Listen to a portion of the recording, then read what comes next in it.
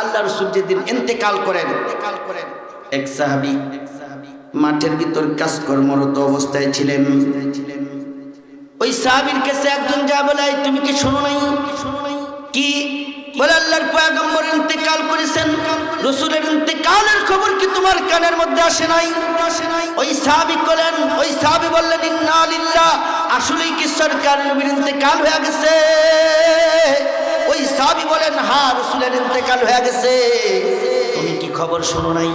ওই সাহাবী বলেন, যদি তোমার কথা সত্য হয়, রাসূলের ইন্তেকাল হয়ে যায়, সাথে সাথে আল্লাহর কাছে হাত উঠে বলে, আল্লাহ, এই মাত্র কানের ভিতরে আওয়াজ এসেছে তোমার নবী আর দুনিয়ার ভিতরে নাই, তোমার রাসূলের ইন্তেকাল হয়ে গেছে। আল্লাহ, যদি কথা সত্য হইয়া যায়, আয় আল্লাহ, তোমার কাছে ফরিয়াদ, যেই চোখ দ্বারা রাসূলের চেহারা মুবারক দেখে দেখে কলিজাকে তৃপ্ত করেছি, শান্ত করেছি, আয় আল্লাহ, কখনো ক্ষুধার যাতনায় জ্বলেছি, কিন্তু রাসূলের চেহারা মুবারক দেখলে পরে ক্ষুধার যাতনা আমরা ভুলে যাই।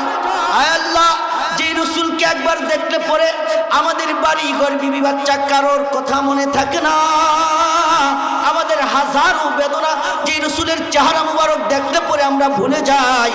আয় আল্লাহ, এইমাত্র খবর শুনলাম তোমার সেই রাসূল দুনিয়া থেকে বিদায় হয়েছেন, রাসূলের ইন্তেকাল হয়ে গেছে। এই চোখ দ্বারা বলে রাসূলকে আর কোনোদিন দেখা যাবে না। আয় আল্লাহ, আপনার কাছে ফরিয়াদ, যদি এই চোখ দ্বারা রাসূলকে কোনোদিন না দেখি, তাহলে আমার আর চোখের দরকার নাই। আল্লাহু আকবার। আম্মা বা'দু ফাআউযু বিল্লাহি মিনাশ শাইতানির রাজীম। বিসমিল্লাহির রহমানির রহিম। মা কানা মুহাম্মাদুন আবা আহাদিম মির রিজালিকুম ওয়ালাকিন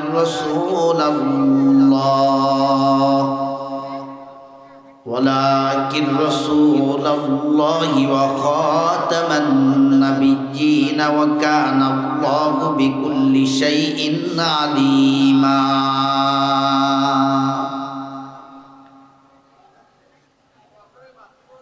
قال سيدنا رسول الله صلى الله عليه وسلم سيكون في أمتي كذابون ثلاثون كلهم يزعم أنه نبي وأنا خاتم النبيين لا نبي بعدي. وفي رواية قال سيدنا رسول الله صلى الله عليه وسلم أنا خاتم النبيين لا نبي بعدي ولا أمة بعد أمتي. صدق الله مولانا العظيم وصدق رسوله النبي الأمي الكريم ونحن على ذلك لمن الشاهدين والشاكرين والذاكرين والحمد لله رب العالمين. سبحانك لا علم لنا إلا ما علمتنا إنك أنت العليم الحكيم.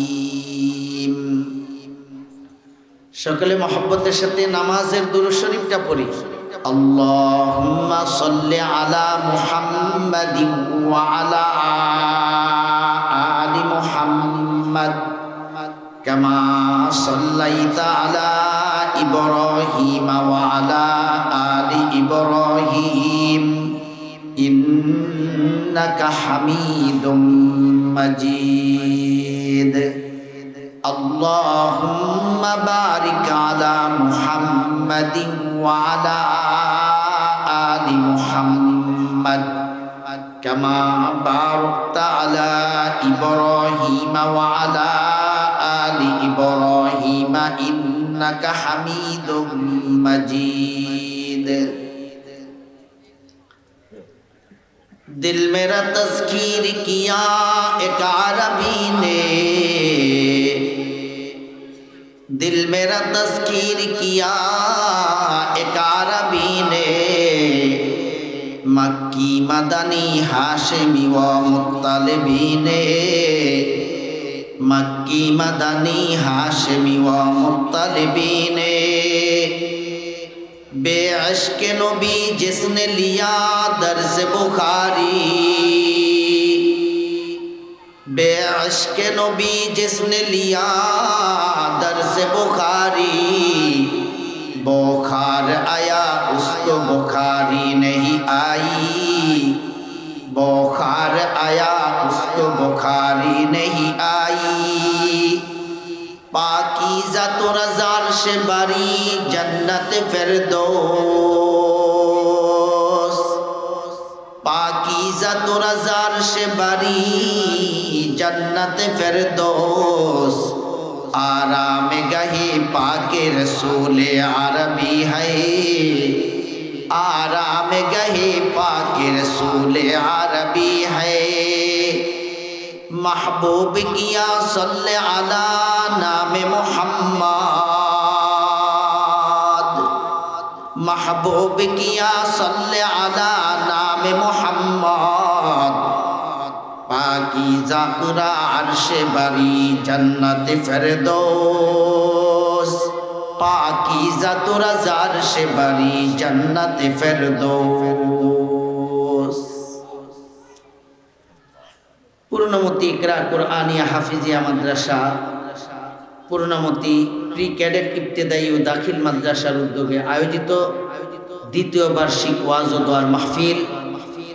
সম্মানিত সভাপতি সাহেব, হযরত উলামায়ে কেরাম, মুরব্বিয়ানে এজাম, যুবক ভাইয়েরা, ছাত্র ভাইয়েরা, বাসা বাড়িতে ঘরে অবস্থানরত পর্দানিশীন মা ও বোনেরা, রব্বে করিমের দরবারে লাখ কোটি শুকর সুজুদ, যিনি নেহায়ত ফজল ও করমে দ্বীনের নিসবতে, দাওয়াতের নিসবতে, কোরআন সুন্নাহর নিসবতে, আল্লাহ আল্লাহ রসুলের মহব্বতে, জান্নাতের আশায়, মাগফিরাতের আশায়, নাজাতের আশায় আমাদেরকে আজকেরই জান্নাতি বাগানে, বরকতি মজলিসে আসার বসার তৌফিক দান করেছেন। এই জন্য মহব্বতের সাথে আল্লাহ পাকের দরবারে সকলেই জবান খুলে কালিমাতুশ শুকর আদায় করি, সকলেই পড়ি আলহামদুলিল্লাহ।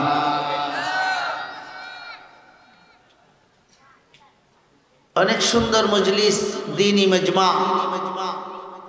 যারা পিছনে আসি, সামনে খালি জায়গা আছে, একটু মেহরবানি করে খালি জায়গাগুলি পুরা করি। আর যারা বরাবর প্যান্ডেলের মুখে দাঁড়িয়ে আছি, অনুরোধ করি আমরা সকলেই ভদ্রতার পরিচয় দিয়া, আশিকের রসুলের পরিচয় দিয়া, আল্লাহর মহব্বতের বান্দার পরিচয় দিয়া আমরা এই জান্নাতি বাগানের ভিতরে ঢুইকা পড়ি। শয়তান অনেককেই জান্নাতে বাগানে ঢুকতে দিতেছে না। শয়তান বলে ভিতরে ঢুকবি কেন, বাইরে দাঁড়ায় থাক, এখানে আমিও আছি, তোরাও থাক আমার সাথে। আমরা শয়তানের কথা না শুই না, শয়তানরে একা রাইখা আমরা জান্নাতের ভিতরে ঢুইকা যাই। ভাই মেহরবানি করে কেউ বাইরে দাঁড়াই থাকবো না। যারা দাঁড়িয়েছি, যারা ভলান্টিয়ার ভাই আছি, স্বেচ্ছাসেবক আছি, কর্তৃপক্ষ আছি, আমরা ভাইদেরকে জান্নাতি বাগানে ঢুকায় দেই, ভিতরে ঢুকায় দেই। আমরাও ভদ্রতার পরিচয় দিয়ে ঢুকে যাই, বাইরে দাঁড়ায় না থাকি।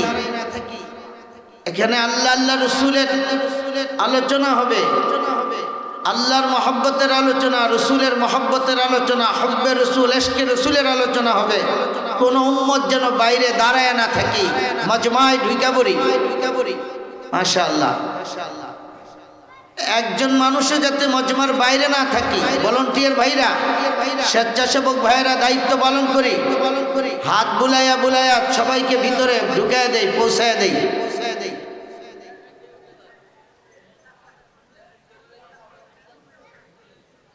আলহামদুলিল্লাহ।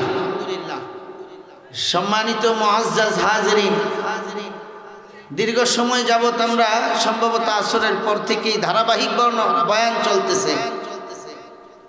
দীর্ঘ সময় যাবত আমরা কোরআন সুন্নাহর আলোচনা শুনে আসতেছি।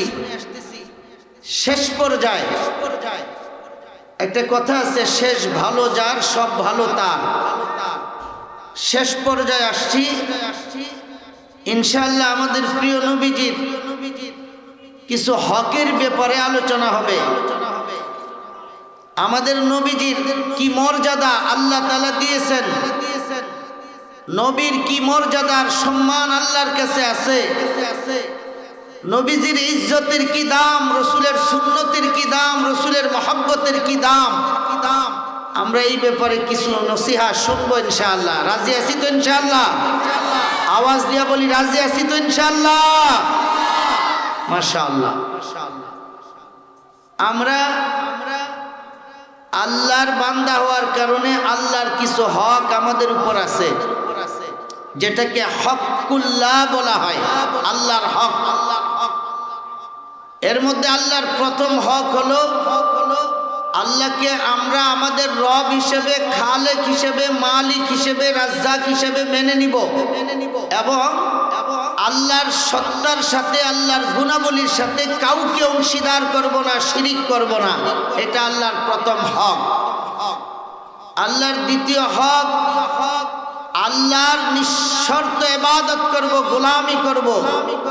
আল্লাহর গোলামির মধ্যেও আমরা কাউকে শরীক করব না, অংশীদার করব না। এটা আল্লাহ তাআলার দ্বিতীয় হক। এইভাবে আল্লাহর বেশ কিছু হক আমাদের উপর আছে। ঠিক তেমনি ভাবে প্রিয় নবীজির উম্মত হওয়ার কারণে, জনাবে মুহাম্মদুর রাসূলুল্লাহ সাল্লাল্লাহু আলাইহি ওয়াসাল্লামের মহব্বতের উম্মত হওয়ার কারণে নবীজিরও কিছু হক আমাদের উপর আছে না নাই? আওয়াজ দিয়া বলেন, প্রিয় নবীজির কিছু হক আমাদের উপর আছে না নাই? মাশাআল্লাহ। যুবকরা একটু আওয়াজ দিবা, ইমানদারি আওয়াজ দিবা।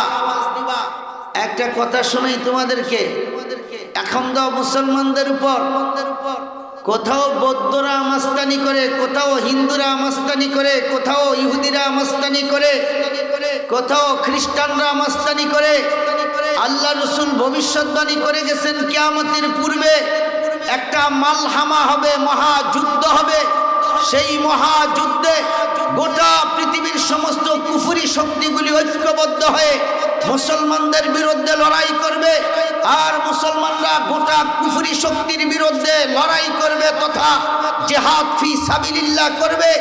আল্লাহ রাসূল বলেন, সেই লড়াইয়ে, সেই জিহাদে আল্লাহ তাআলা মুসলমানদেরকে বিজয় দান করবেন শুধুমাত্র, কেবলমাত্র আল্লাহু আকবারের ধ্বনির মাধ্যমে। আল্লাহু আকবার বলেন, আওয়াজ দেওয়া পড়ি আল্লাহু আকবার। সুতরাং মাঝে মাঝে এই আওয়াজটার দরকার আছে। এই আওয়াজটা এমন একটা আওয়াজ, এই আওয়াজটা শুনলে পরে কাফের, মুশরিক, ইহুদি, খ্রিস্টানরা এবং তাদের গডফাদার মিস্টার ইবলিসের পায়জামা গরম হয়ে যায়। আল্লাহু আকবার বলেন। সুতরাং এই তাকবীরটা মাঝে মাঝে দেওয়ার দরকার আছে না নাই? হাত উঁচু করে বলেন, দরকার আছে না নাই? মাশাআল্লাহ।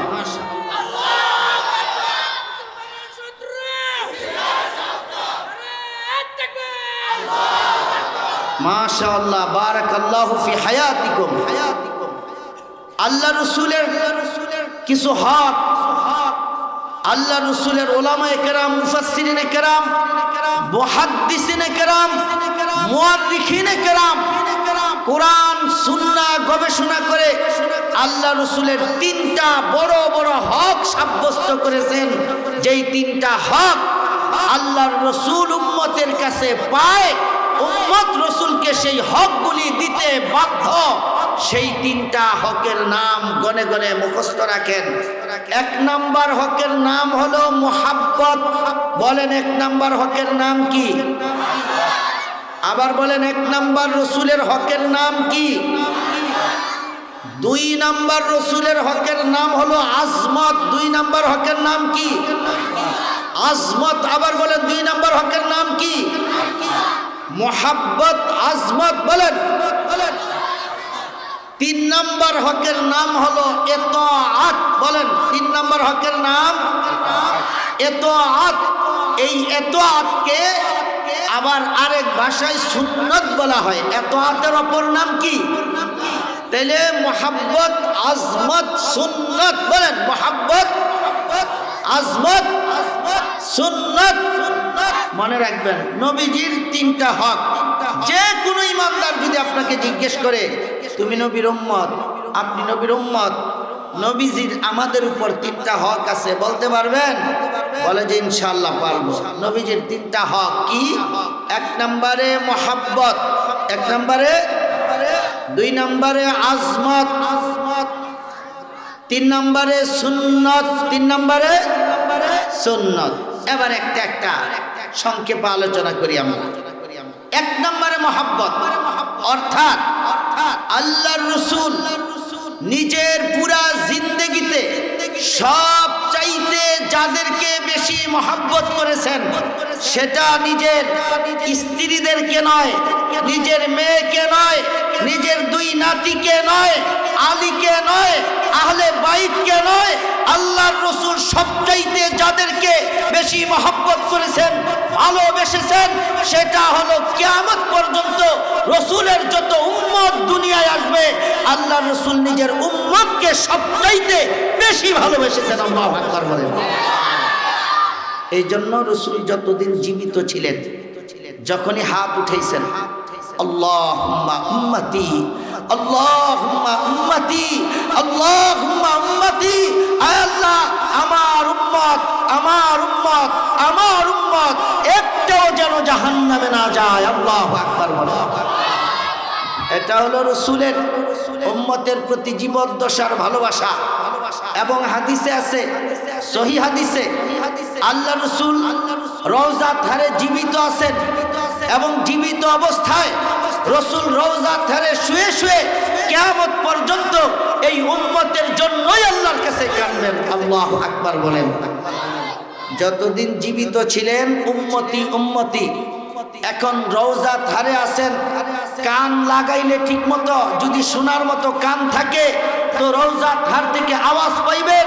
এখনো রাসূল কান্দে আর বলে, আল্লাহ আমার উম্মতকে এতিম করে রেখে আছি, আপনি আমার পক্ষ থেকে আমার উম্মতকে দেইখা রাখেন। আল্লাহু আকবার। এবং হাসরের ময়দানে, হাসরের ময়দানে যখন সমস্ত পয়গম্বররা আল্লাহর কাছে হাত উঠাইয়া বলতে থাকবে, রব্বি নফসি, রব্বি নফসি, রব্বি নফসি, রব আমারে বাঁচান, আমারে বাঁচান, আমারে বাঁচান। ওই দিন এই কথা ছাড়া কারো মুখে কোনো কথা থাকবে না। সেই দিনও আমার নবী, আপনার নবীর জবান থেকে ওই একই কথা বের হবে, কি?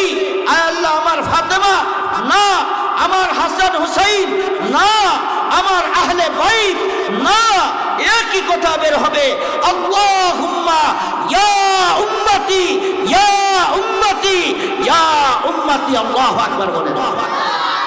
আল্লাহ আমার উম্মত, আমার উম্মত, আয় আল্লাহ একজনও যেন জাহান্নামে না যায়। আল্লাহু আকবার বলেন। তাহলে যে রাসূল জীবদ্দশায় উম্মতি উম্মতি, রওজা ধারে শুয়াও উম্মতি উম্মতি, এবং কিয়ামতের মাঠে যখন প্রত্যেকটা পয়গম্বর নিজেকে নিয়ে ব্যস্ত হয়ে পড়বে, আল্লাহ আমাকে বাঁচান, আদম বলবে আল্লাহ আমাকে বাঁচান, নূহ আলাইহিস সালাম বলবে আমাকে বাঁচান, ইব্রাহিম খলিলুল্লাহ আমাকে বাঁচান, মুসা কালিমুল্লাহ আমাকে বাঁচান, ইসমাইল জাবিহুল্লাহ আমাকে বাঁচান, ঈসা রূহুল্লাহ আমাকে বাঁচান, সমস্ত পয়গম্বর আমাকে বাঁচান। সেদিনও নবী বলবে, আল্লাহ আমাকে না, আমার সন্তান না, আমার উম্মতকে বাঁচান, আমার উম্মতকে বাঁচান। তাহলে যেই রাসূল সবচেয়ে বেশি মহব্বত উম্মতকে করেছেন, উম্মতের উপর প্রথম হক, উম্মত নিজের জিন্দেগিতে আল্লাহর পরে সবচাইতে বেশি মহব্বত আল্লাহর রাসূলকে করতে হবে। কথা বলেন ঠিক না ঠিক? এটা আল্লাহর রাসূলের প্রথম হক, যেটা উম্মতের কাছে পায়।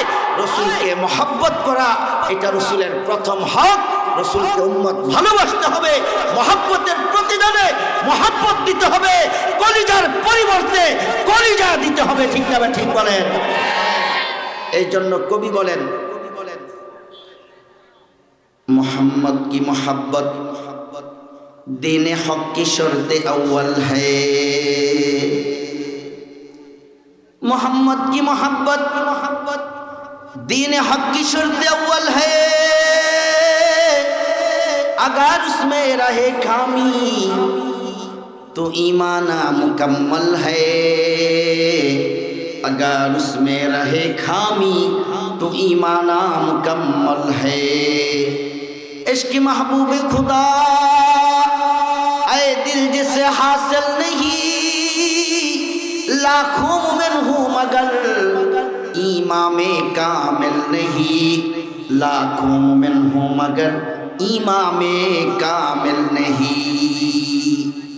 कवि बोलें मोहम्मद सल्लल्लाहु अलैहि वसल्लमेर मोहब्बत दीने हकेर प्रथम शर्त, ईमानेर प्रथम शर्त हलो नबीर मोहब्बत उम्मतेर अंतरे थाका लागबे। कोन उम्मतेर अंतरे यदि नबीर मोहब्बत पाওয়া ना যায়, ও নিজেকে যত বড় উম্মত দাবি করুক, যত বড় ইমানদার পরিচয় দেখ, কবি বলেন না না না, তুমি নিজেকে উম্মত পরিচয় দিবার পারো, আল্লাহ তোমাকে রাসূলের উম্মত হিসেবে, আল্লাহ তোমাকে ইমানদার হিসেবে গ্রহণ করবে না। কেন? কারণ তুমি যে ইমানদার দাবি করতেছো, ইমান তুমি কোথায় পাইলা? ইমান তোমারে কে শিখাইলো? যে মুহাম্মদুর রাসূলুল্লাহ সাল্লাল্লাহু আলাইহি ওয়াসাল্লাম তায়েফের জমিনে তোমাকে ইমান শিক্ষা দেওয়ার জন্য মার খেয়েছেন। উহুদের ময়দানে তোমাকে ইমান শিক্ষা দেওয়ার জন্য দান মুবারক শহীদ করেছেন। সেই মুহাম্মদের মহব্বত যদি তোমার দিলের ভিতরে পাওয়া না যায়, কবি বলেন না না না না, তুমি ইমানদার পরিচয় দিবার পারো, আল্লাহর কাছে তুমি ইমানদার না। কথা বলেন ঠিক হবে? আপনি আমি নিজেকে ইমানদার বললেই ইমানদার হওয়া যাবে না। যার কাছে ইমানের মূল্য, তিনি যদি ইমানের মূল্য না দেয়, আমার ইমানের কোনো ভ্রুক্ষেপ না করে, তাহলে আমার ইমানদারি দাবির দ্বারা কিছু যায় আসে না। এই জন্য আল্লাহর কাছে আমার ইমানের মূল্যায়ন থাকতে হবে, রসুলের কাছে আমার ইমানের স্বীকৃতি থাকতে হবে। কথা বলেন ঠিক যাবে? ঠিক, এটা বুঝতে হবে আমাদের। এবং রসুলের মহব্বত আমাদের অন্তরে তো আছে, কিছু না কিছু তো সবার অন্তরে আছে, কিন্তু আল্লাহ রসুল বলেন কিছু না কিছু থাকলে হবে না, আমার মহব্বত প্রত্যেকটা ইমানদারের অন্তরে সব চাইতে বেশি থাকা লাগবে। বলেন কি পরিমাণ থাকতে হবে? কথা বলেন কি পরিমাণ? সব চাইতে বেশি থাকা লাগবে। শুধু রসুলের মহব্বত থাকলেই আখেরাতে পার পাওয়া যাবে না, বরঞ্চ রসুলের মহব্বত থাকা লাগবে আল্লাহর পরে সবচাইতে বেশি। সবচাইতে বেশি মানে নিজের মা বাবা থেকে বেশি, সন্তান থেকে বেশি, বিবি বাচ্চা থেকে বেশি, দেশ থেকে বেশি, দল থেকে বেশি, নেতা থেকে বেশি, নেত্রী থেকে বেশি, নিজের সম্পদ থেকে বেশি, নিজের ইজ্জত থেকে বেশি, নিজের জীবন থেকেও বেশি। ঠিক যাবে? ঠিক বলেন? হ্যাঁ, সাহাবায়ে কেরাম এটার প্রমাণ দেখিয়েছেন। সাহাবায়ে কেরাম প্রত্যেকের অন্তরে আল্লাহ রাসূলের মহব্বত ছিল নিজের জীবন থেকেও বেশি। আল্লাহু আকবার। শুধু একজন দুইজন সাহাবী না, সমস্ত সাহাবায়ে কেরামের অন্তরে আল্লাহর পয়গম্বরের মহব্বত ছিল নিজের জীবন থেকেও বেশি। সিরতের কিতাবের ভিতরে পাওয়া যায় আল্লাহর পয়গম্বর সরকার নবী যখন সালাতুল ইশা পড়ে হুজরা মুবারকের ভিতর চলে যায়, রাসূল যখন সালাতুল ইশা আদায় করে হুজরা মুবারকের ভিতর চলে যায়, কিছু সাহাবায়ে কেরাম ইশার নামাজ পড়া বিবির কাছে যায়, বলে বিবি গো, এ বিবি, রাতের বেলা আমার কাছে তোমার কোনো পাওনা আছে নাকি? তোমার কোনো হক আছে নাকি? যদি তোমার হক থাকে, কোনো চাহিদা থাকে তো পুরা করে নিবার পারো, কারণ সারা রাত তোমার আমি সময় দিবার পারুম না। কেন পারবেন না? আপনার কি আরেকটা বিবি আছে নাকি? আরেক বিবির কাছে যাবেন নাকি? রাসূলের সাহাবায়ে কেরাম বলেন না না না, আমার অন্য কোনো বিবি নাই, অন্য কোনো বিবির কাছে যাওয়ার কোনো প্রয়োজন নাই। তোমার যদি হক থাকে তুমি হকটা আদায় করে নাও, সারা রাত তোমার কাছে থাকবার পারুম না কেন? বলে নবীর মহব্বত অন্তরের ভিতরে তো বেশি, নবীকে সারা গোটা রাত কাটাইতে পারবো না। আল্লাহু আকবার, নবীকে সারা গোটা রাত কাটাইতে পারবো না। তো সাহাবায়ে কেরাম বলেন, তো নবী তো এখন হুজরা মুবারকে নিশ্চয় আরাম করবে, বিশ্রাম করবে, ভোর রাতে ইবাদত করবে, আপনি নবী পাবেন কোথায়? নবী কি আপনার সাথে এসে বসে থাকবে? তো সাহাবায়ে কেরাম বলতেন, হ্যাঁ নবী বিশ্রাম করবে, নবী আমার সাথে বসে থাকবে না, নবী নবীর হুজরা মুবারকে থাকবে। আরে আমার নবী আমার কাছে না থাকুক, আমি আমার নবীকে যদি সরাসরি নাও দেখি, কিন্তু নবী যেই ঘরের মধ্যে থাকে, নবী যেই হুজরা মুবারকের মধ্যে আরাম করে, ওই ঘরটা তো দেখা যায়, ওই হুজরা মুবারকটা তো দেখা যায়, ওইটার দিকে তাকায়া তাকায়া গোটা রাত কাটাই দিব। আল্লাহু আকবার। মনে কি মহব্বত নবীর, কি মহব্বত রাসূলের। এই জন্য কবি বলেন, মাহবুবি কিয়া সাল্লে আলা নামে মুহাম্মদ, महबूब किया सल्ले आला नाम मोहम्मद, दिल की जिया आँखों की जिया नाम मोहम्मद, दिल की जिया आँखों की बिना नाम मोहम्मद। मोहम्मद এমন একটা নাম, এই নামের মধ্যেই আল্লাহ তাআলা এমন একটা মহব্বত, এমন একটা ভালোবাসা দিয়েছে। এই নাম যেই অন্তরে আছে, অন্তর আলোকিত হয়ে যায়। এই নাম যেই চোখের মধ্যে লাগে, ওই চোখ আলোকিত উদ্ভাসিত হয়ে যায়। ঠিক না ঠিক বলেন? আল্লাহু আকবার। সকল সাহাবায়ে কেরাম রাসূলকে নিঃস্বার্থ মহব্বত করতেন, নিজের জীবন থেকেও বেশি মহব্বত করতেন। আল্লাহ রাসূল যেদিন ইন্তেকাল করেন, এক সাহাবী মাঠের ভিতর কাজকর্মরত অবস্থায় ছিলেন। ওই সাহাবীর কাছে একজন যা বলে, তুমি কি শোনো নাই? কি বলে? আল্লাহর পয়গম্বর ইন্তেকাল করেছেন, রাসূলের ইন্তেকালের খবর কি তোমার কানের মধ্যে আসে নাই? ওই সাহাবী বলেন, ওই সাহাবী বললেন, ইন্না লিল্লাহ, আসলেই কি সরকার নবীর ইন্তেকাল হয়ে গেছে? ওই সাহাবী বলেন, হ্যাঁ রাসূলের ইন্তেকাল হয়ে গেছে, তুমি কি খবর শোনো নাই? ওই সাহাবী বলেন, যদি তোমার কথা সত্য হয়, রাসূলের ইন্তেকাল হয়ে যায়, সাথে সাথে আল্লাহর কাছে হাত উঠে বলে, আল্লাহ এই মাত্র কানের ভিতরে আওয়াজ এসেছে, তোমার নবী আর দুনিয়ার ভিতরে নাই, তোমার রাসূলের ইন্তেকাল হয়ে গেছে। আল্লাহ যদি কথা সত্য হইয়া যায়, আয় আল্লাহ তোমার কাছে ফরিয়াদ, যেই চোখ দ্বারা রাসূলের চেহারা মুবারক দেখে দেখে কলিজাকে তৃপ্ত করেছি, শান্ত করেছি, আল্লাহ কখনো ক্ষুধার যাতনায় জ্বলেছি, কিন্তু রাসূলের চেহারা মুবারক দেখলে পরে ক্ষুধার যাতনা আমরা ভুলে যাই। আয় আল্লাহ যে রাসূলকে একবার দেখলে পরে আমাদের বাড়ি ঘর বিবি বাচ্চা কারোর কথা মনে থাকে না, আমাদের হাজারো বেদনা যে রাসূলের চেহারা মুবারক দেখলে পরে আমরা ভুলে যাই। আয় আল্লাহ এইমাত্র খবর শুনলাম তোমার সেই রাসূল দুনিয়া থেকে বিদায় হয়েছেন, রাসূলের ইন্তেকাল হয়ে গেছে, এই চোখ দ্বারা বলে রাসূলকে আর কোনোদিন দেখা যাবে না। আয় আল্লাহ আপনার কাছে ফরিয়াদ, যদি এই চোখ দ্বারা রাসূলকে কোনোদিন না দেখি, তাহলে আমার আর চোখের দরকার নাই। আল্লাহু আকবার। এজন্যই আমাকে এই মুহূর্তে আপনি অন্ধ বানায় দেন। রাসূলবিহীন পৃথিবীতে রাসূল যদি না দেখি, আমি এই চোখ দ্বারা আমার ছেলে বিবি বাচ্চার চেহারাও দেখতে চাই না। আল্লাহু আকবার বলেন। চিন্তা করা যায় রাসূলের মহব্বত কি পরিমাণ, যে রাসূল মারা গেছে, রাসূলকেই যদি আর না দেখি, এই চোখ দ্বারা কিছু দেখার দরকার নাই। আল্লাহ আপনি আমাকে অন্ধ বানাই দেন।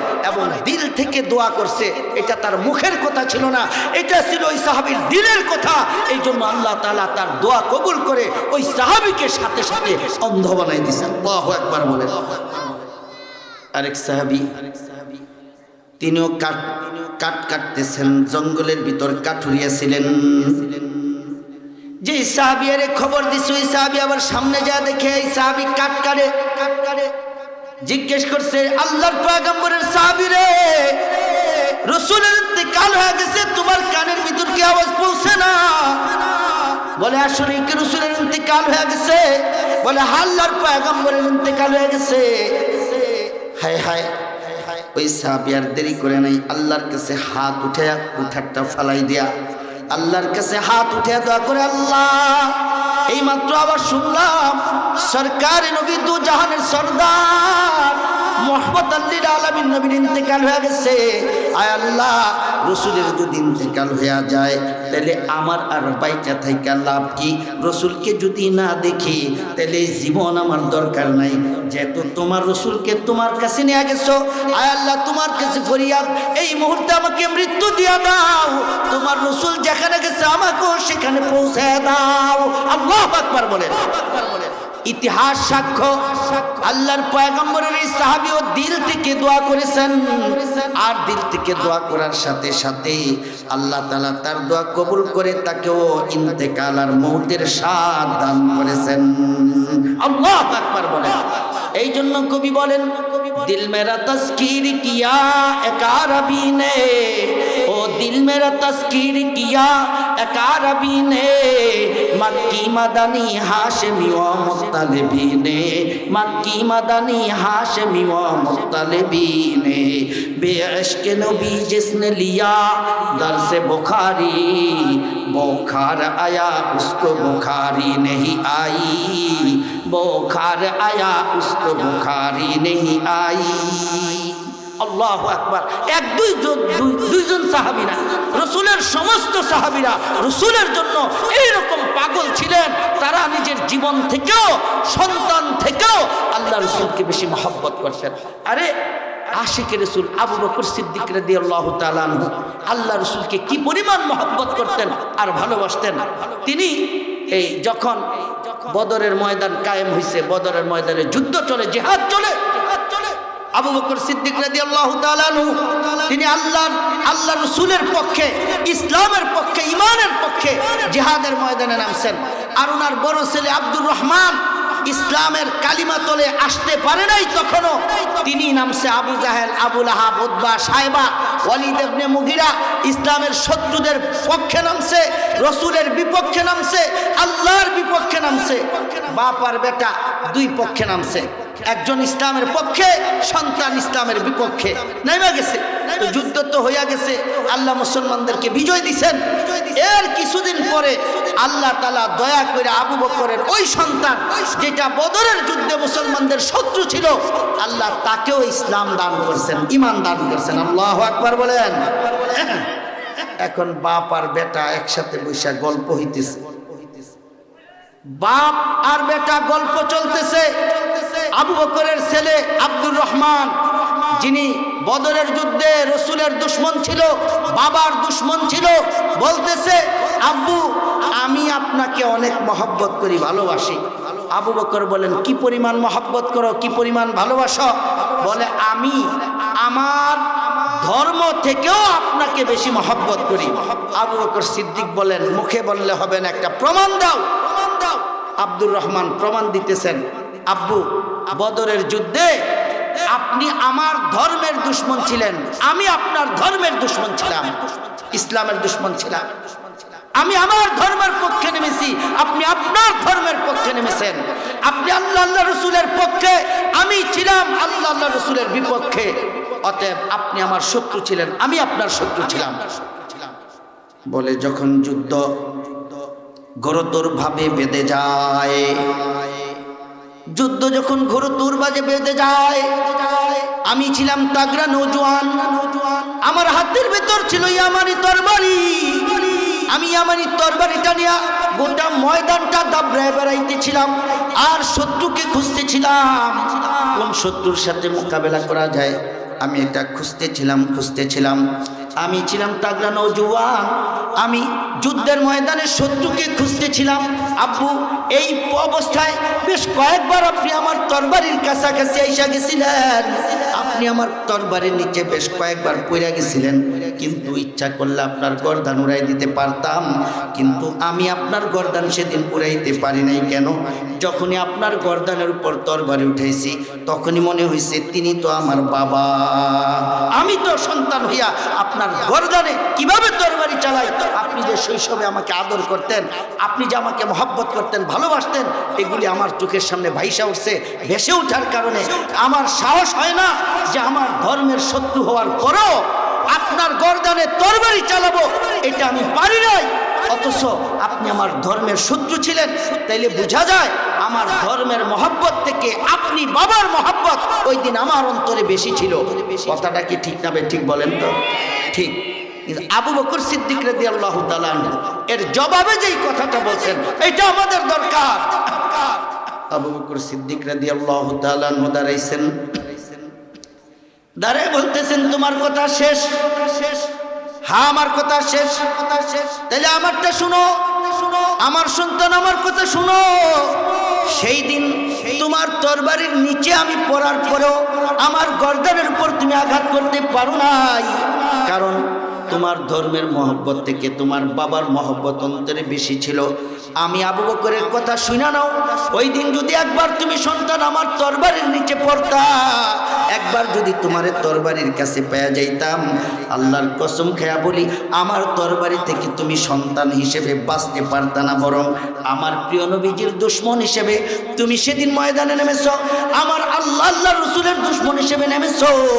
আমি যদি তোমাকে সেই দিন আমার কাছাকাছি পেয়ে যাইতাম, আমার রসুলের দুশমন হিসেবে আমি তুমি সন্তানের গর্দান উড়াইয়া দিতাম।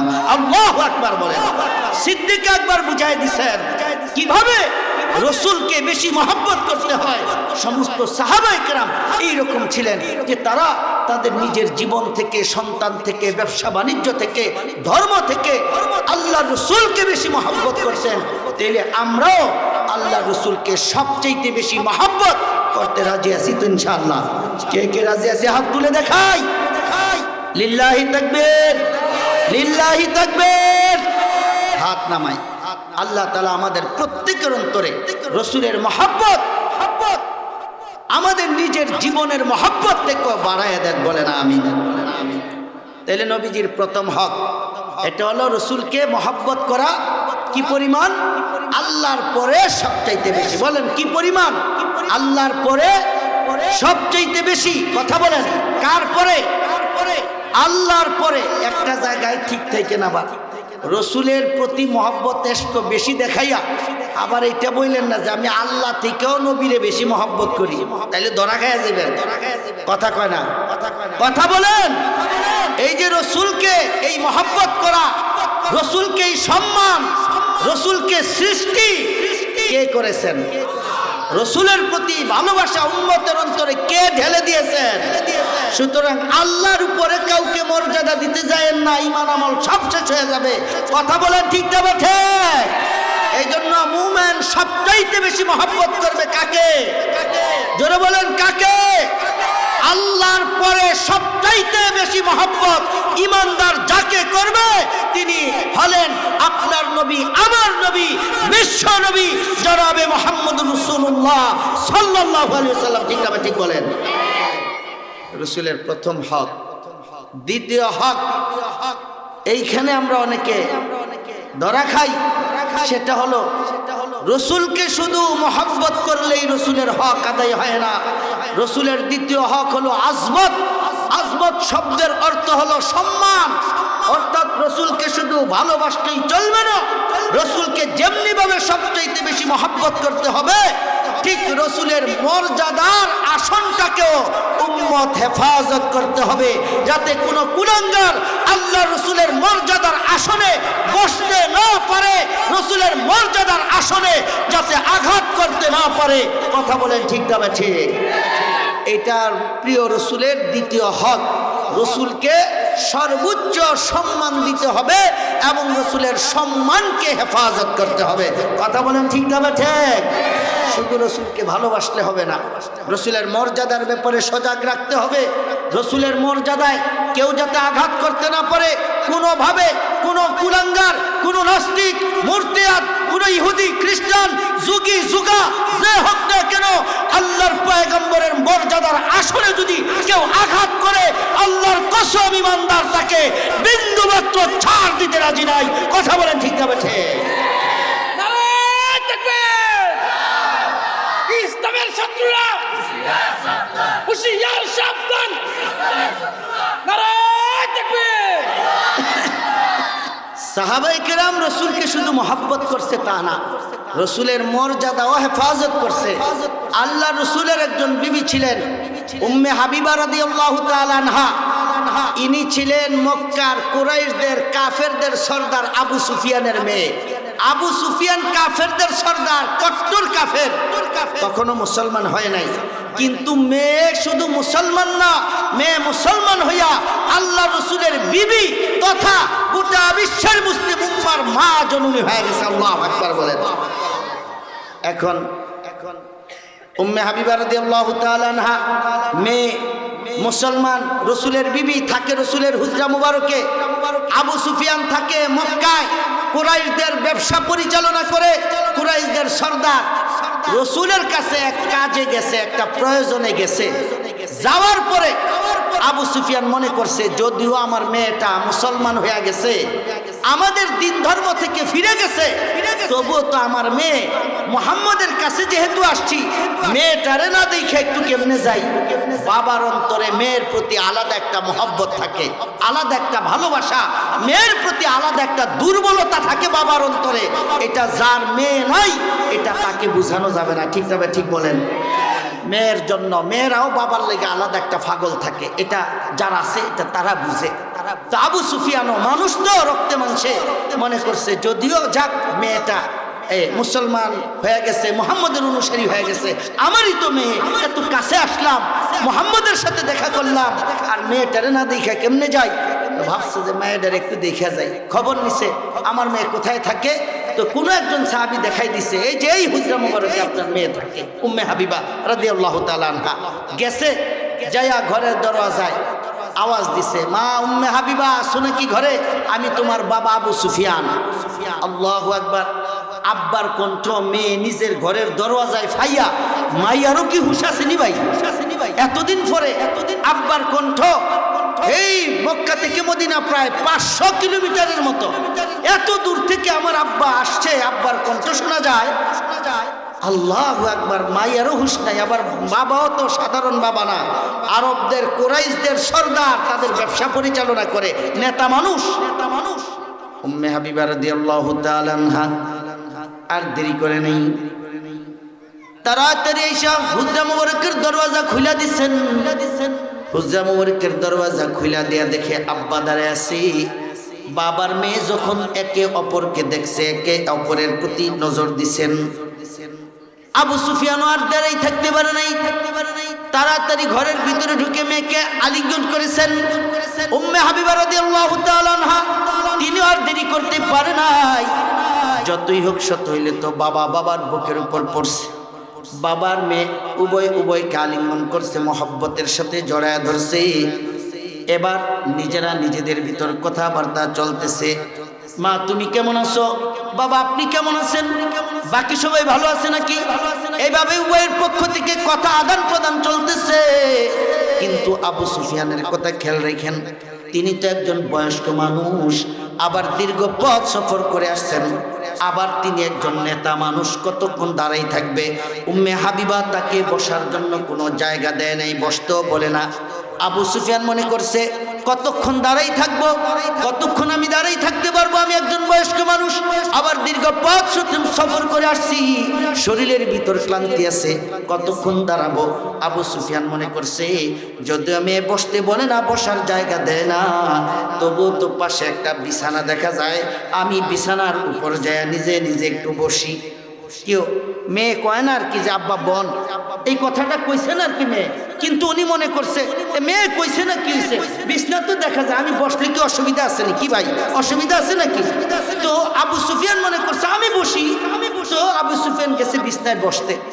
ও মা, বসতে যখন গেছে উম্মে হাবিবা বসছে, বুঝছে যে ওনার বাবা এই বিছনায় বসবে। উম্মে হাবিবা দৌড় দিয়ে এসে এই বিছনাটা উল্টে দিছে, কইছে বাবা এখানে না, এখানে বসেন, খালি জায়গা।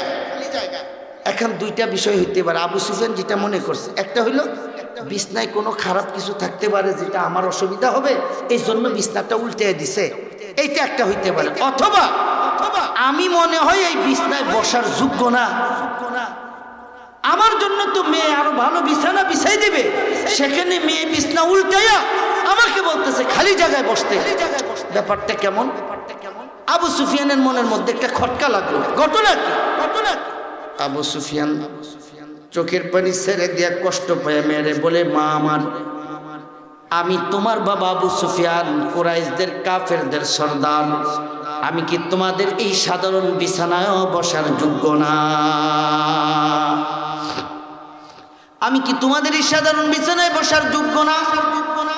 উম্মে হাবিবা রাদিয়াল্লাহু তাআলা আনহা বুঝতে পারছেন আবু সুফিয়ান দিলের ভিতর বড় কষ্ট পেয়েছে। আবু সুফিয়ান তার বাবার মনে কষ্ট গেছে বুঝতেছেন। বুঝার সাথে সাথে উম্মে হাবিবা চোখের পানি ছেড়ে দেয়া বলে, আব্বু আপনি আমাদের এই সাধারণ বিছানা কেন? আপনি তো রোম পারস্যের সম্রাট হিরাক্লিয়াসের দরবারে গেলে তাদের রাজ দরবারের রাজপ্রাসাদের ভিতরে তাদের রাজ বিছানায় বসার যোগ্য। আপনি যদি এখন হিরাক্লিয়াসের দরবারে চলে যান, ওরা আপনাকে সমাদর করে ওদের রাজপ্রাসাদে বসাবে। বাদশার পাশে বাদশার সাথে আরেকটা চেয়ারের ভিতরে আপনাকে বসতে দিবে। অতএব কথা সেটা না, কথা হলো বাবা আপনি যে বিছানার ভিতরে বসতে এসেছেন, এই বিছানাটা দুনিয়ার কোনো সাধারণ রাজা বাদশাদের বিছানা না। এই বিছানাটা হলো আকে নামদার তাজদার মদিনা হযরত মুহাম্মদ মুস্তাফা সাল্লাল্লাহু আলাইহি ওয়াসাল্লামের পবিত্র দেহ মুবারকের পবিত্র বিছানা। আব্বু আপনি না কাফের, আপনার দিলের ভিতর না কুফরি আছে, আর কুফরি হলো নাপাক জিনিস ভিতরে থাকার কারণে আপনার গোটা দেহটা নাপাক হয়ে গেছে। এই নাপাক দেহ নিয়ে আপনি পবিত্র রসুলের পবিত্র বিছানার ভিতর বসবেন, আর রসুলের বিছানার অমর্যাদা হবে, রসুলের বিছানার মর্যাদা নষ্ট হবে। আমি আপনার মেয়ে হতে পারি, আপনি আমার বাবা হতে পারেন, আমরা ইমানদারের আমাদের বাবাদেরকে সম্মান দিতে যাইয়া আমাদের রসুলের বিছানার অমর্যাদা হবে। আমরা ইমানদাররা এটাও মাইনা নিতে পারি না। আল্লাহু আকবার বলেন। পাকিজা তুরা আরশে বাড়ি জান্নাতে ফেরদৌস, পাকিজা তুরা আরশে বাড়ি জান্নাতে ফেরদৌস, আরামে গাহে পাকে রসুলে আরবি হ্যায়, আরামে গাহে পাকে রসুলে আরবি হ্যায়। উম্মে হাবিবা বুঝাই দিছেন আপনি আমার বাবা, আপনি কুরাইশদের অবিসংবাদিত নেতা, সব ঠিক আছে, আপনার মর্যাদা আছে, তবে রসুলের বিছানা থেকে বেশি না। রসুলের বিছানার মর্যাদা আপনার সরদারি থেকে ইয়ারও বেশি। কথা বলে ঠিক আছে। সুতরাং রসুলের মর্যাদার ব্যাপারে বাবার সাথেও আপোষ চলবে না। কথা বলে ঠিক যাবে ঠিক। রসুলের মর্যাদায় যদি বাবা আঘাত করে, রসুলের মর্যাদায় যদি নেতা আঘাত করে, বাবাকে ছাড়তে পারি, নেতাকে ছুটতে পারি, রসুলের মর্যাদার সাথে আপোষ চলে না। কথা বলে ঠিক যাবে ঠিক। এর নাম ইমানদার, এর নাম উম্মতে মুহাম্মদ সাল্লাল্লাহু আলাইহি সাল্লাম। সুতরাং রসুলের মর্যাদার ব্যাপারে উম্মতকে সজাগ থাকতে হবে, উম্মতকে রসুলের মর্যাদার সিংহাসন পাহারাদারি করতে হবে। ঠিক আছে ঠিক বলেন। আল্লাহ রসুলকে আল্লাহ তাআলা অনেক মর্যাদা দিয়েছেন, অনেক সম্মান দিয়েছেন। আমার আগেও যে বক্তা বয়ান করেছেন, আমি আসার পরেই শুনছি রসুল ইমামুল মুরসালিন হইছেন, মেরাজের সেই ঘটনা বয়ান করতেছেন। এটাও রসুলের একটা মর্যাদা। রসুল রাহমাতুল লিল আলামিন, এটা রসুলের মর্যাদা। রসুল শেষ নবী, রসুলের পরে আর কোনো নবী নাই। এইটা আমাদের নবীজির আরো বড় মর্যাদা। আল্লাহু আকবার বলেন। আমাদের নবীজির পরে আর কোনো নবী আছে? যদি কেউ দাবি করে আপনারা মানবেন, নবীর পরে যদি কেউ নবী দাবি করে, সে কি নবী না কাফের? সে তো আমরা তো তারে মুসলমানই মনে করি না, সে মুরতাদ। তাকে হত্যা করা উম্মতের উপর ওয়াজিব হয়ে যায়। কথা বলে ঠিক যাবে ঠিক। ভালো করে বুঝেন, আমাদের নবীজিকে আল্লাহ তাআলা একটা সম্মান দিছে, নবীজি শেষ নবী। এটা নবীদের জন্য কি মর্যাদা? নবীজির জন্য এটা মর্যাদার বিষয় হলো রসুল সবার পরে আইসা একটা বিষয় বুঝেন, নবী কেন আসে দুনিয়ায়? নবী আসে উম্মতকে, নবী আসে মানুষকে আল্লাহর পরিচয়ে উম্মতের সামনে পেশ করে, আল্লাহর তাওহীদের পরিচয় দিয়া আল্লাহর তাওহীদে বিশ্বাসী বানানোর জন্য, তথা উম্মতের ভিতর থেকে শিরকের ময়লা দূর করার জন্য, কুফরির ময়লা দূর করার জন্য। ঠিক না ভাই ঠিক? সমস্ত নবীগণ আইসা দুনিয়াতে উম্মতকে ইমানের দাওয়াত দেয়, আখিরাতের দাওয়াত দেয়, রিসালতের দাওয়াত দেয়, আল্লাহর তাওহীদের তথা একত্ববাদের দাওয়াত দেয়। সকল রাসূল আইসা এই কাজই করছেন। এখন একজন নবী আসছেন, দাওয়াত দিচ্ছেন, চলে গেছেন, আবার নবী আসছেন, দাওয়াত দিচ্ছেন, চলে গেছেন। কিন্তু আমাদের নবীজি দুনিয়াতে আইসা উম্মতকে এত সুন্দরভাবে দাওয়াত দিছেন, আলহামদুলিল্লাহ। নবীজি এত কামা হক্কুহু, এত পূর্ণাঙ্গ দাওয়াত দিয়েছেন যে আমাদের নবীজি কিয়ামত পর্যন্ত মানুষ আসতে থাকবে, তাদেরকে নতুন করে কেউ আইসা নবী আইসা দাওয়াত দেওয়ার কোনো কাজ আমাদের নবীজি বাকি রাখে নাই। তো যেহেতু কাজই বাকি রাখে নাই, তাইলে কাজের লোকেরও তো দরকার নাই। ঠিক তবে ঠিক বলেন, ঠিক তবে ঠিক। তাহলে নবীজি 23 বছরে এমন সুন্দর করে দাওয়াত দিচ্ছেন উম্মতকে যে নবীর পরে আর কোনো নবী আইসা দাওয়াত দিতে হবে এমন কাজ আমাদের নবীজি বাকি রাখে। যার কারণে এটা আমার নবীজির সম্মান যে অন্য নবীরা দাওয়াত দিয়া যাওয়ার পরেও উম্মতকে দাওয়াত দেওয়ার নবী আশা লাগছে। আমাদের নবীজি কাজটা এমন ভাবে করছে আলহামদুলিল্লাহ যে নবীর পরে আরেক নবী এসে দাওয়াত দিবে, এই কাজ বাকি রাখে নাই, কাজও নাই, নবীরও দরকার নাই। ঠিক না? ঠিক বলেন, ঠিক বলেন। এই জন্য আল্লাহ তাআলা ঘোষণা করছেন, মা কানা মুহাম্মাদুন আবা আহাদিম মির রিজালিকুম ওয়ালাকির রাসূলুল্লাহি ওয়া খাতামুন নাবিয়্যিন ওয়া কানা আল্লাহু বিকুল্লি শাইইন আলীমা।